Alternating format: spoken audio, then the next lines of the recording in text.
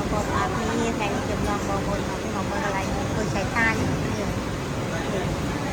ឆៃថាស្អាតៗដែរហ្នឹង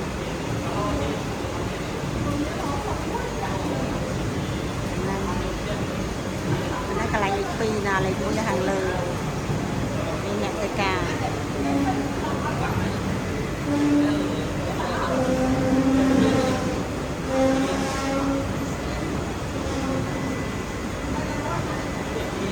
ចូលមកធ្វើការ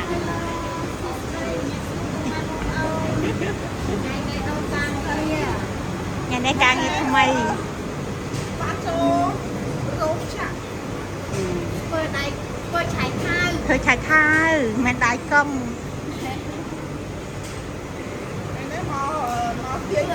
នេះអ្នកបោយសក់នេះអ្នកបោយសក់ឆៃថាវពូមីងច្រើនធំអ្នកបោយសក់ឆៃថាវបោយសក់ឆៃថាវហើយនេះស្អាតទេស្អាតណាស់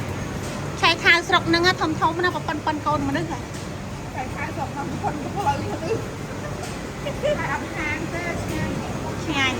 ឈ្ងុយ